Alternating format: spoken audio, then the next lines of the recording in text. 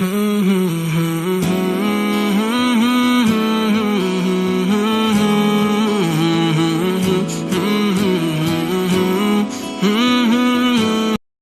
سری سختی رضی اللہ تعالیٰ عنہ فرماتے ہیں باقی باتیں تو بعد کی بات ہیں، میں اس بات سے ڈرتا ہوں اپنے رب کا سامنا کیسے کروں گا، اللہ اکبر، کیسے اس کے حضور پیش ہوں گا، یہ چیز میرے بدن میں آگ لگا دیتی ہے۔ احکم الحاکمین کا دربار ہو تو کیسے اس کے روبرو میں حاضر ہوں گا۔ اور حضرت اقبال 2 قدم آگے بڑھ کے ایک جملہ بولنے لگے، کہتے ہیں لوگ اس بات سے ڈرتے ہیں کہ رب کا سامنا کیسے کریں گے، میں تو اس بات سے ڈرتا ہوں رسول اللہ کا سامنا کیسے کروں، حضور کا امتی ہو کل قیامت کے دن حضور کا سامنا کیسے کرے گا،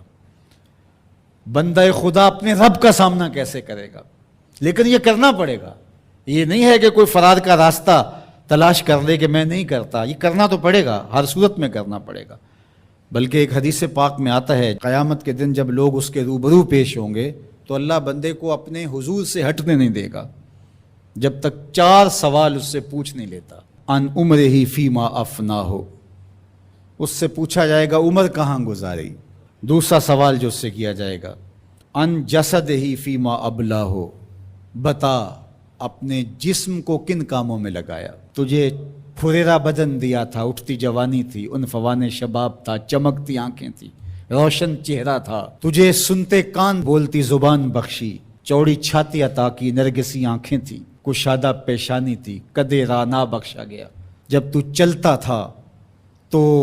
تیری رفتار سے غزال خطابی شرمندہ ہوتے تھے، تیرے لہجے کا بانک پن، تیری زندگی کا جمال، تیری چڑھتی جوانی، تجھے دی گئی طاقتیں، صلاحیتیں، بتا تو نے اپنے جسم کو کس راہ میں لگایا، اللہ کے حکموں کی تعمیل میں۔ تیرا جسم کمان کی طرح رکوع کی صورت میں جھکا، کیا تو اس کے حضور سجدے میں گیا، تو چل کے مسجد کی راہوں کا مسافر بنا یا نہیں بنا۔ جسم کے بارے میں پوچھا جائے گا فیما ابلا ہو وعن علم ہی ماذا عامل فی، اور پوچھا جائے گا تجھے جو علم دیا گیا تھا بتا عمل کہاں تک کیا۔ صرف تقریریں ہی تو نہیں کی، لوگوں کو سمجھاتا رہا اور خود کورے کا کورا رہا، لوگوں کو عمل کی دعوت دیتا رہا اور اپنا من گندا اور میلا ہی رہا، لوگوں کو تلقین کرتا رہا لیکن خود اس پر عمل پیرا ہوا یا نہ ہوا۔ چوتھا سوال جو بندے سے کیا جائے گا وہ ان مال ہی من این اکتسبہ وفیما انفقہ، بتا مال کمایا کیسے اور یہ بھی بتا مال خرچ کہاں کیا۔ مال کے بارے میں 2 سوال ہوں گے، کمایا کہاں اور خرچ کہاں کیا۔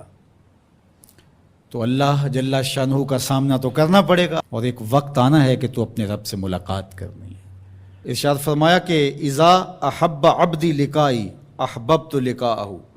وَإِذَا كَرِهَ لِقَائِي كَرِهْتُ لِقَاءَهُ، جب میرا بندہ مجھ سے ملنے کی چاہت رکھتا ہے تو میں بھی اس سے ملنے کی چاہت رکھتا ہوں، پھر وہ ملاقات تو پھر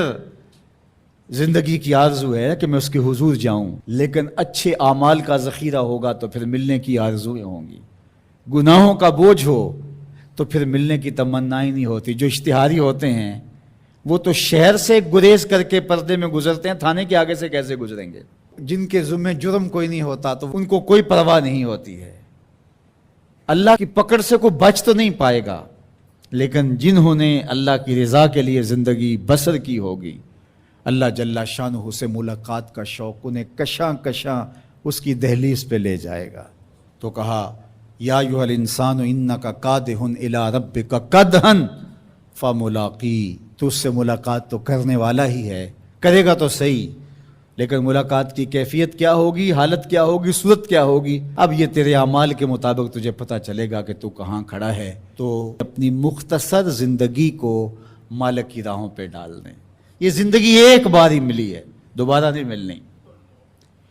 یہ اس وقت ڈاڈا پچھتاوا ہوگا، لوگ کہیں گے یا اللہ ایک بار بھیج دے بس،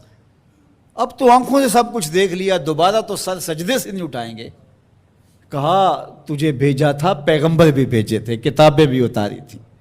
روز مرتے ہوئے لوگ تیرے سامنے تھے، اٹھتے ہوئے جنازے تیرے سامنے تھے، پھیلے ہوئے قبرستان، ڈوبتا ہوا سورج،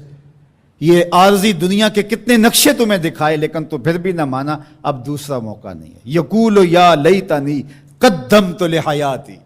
وہ کہے گا کاش میں اس زندگی کو اس زندگی کے لیے آگے بھیج دیا ہوتا، لیکن پھر سوائے پچھتاوے کے اور کچھ نہیں ہوگا۔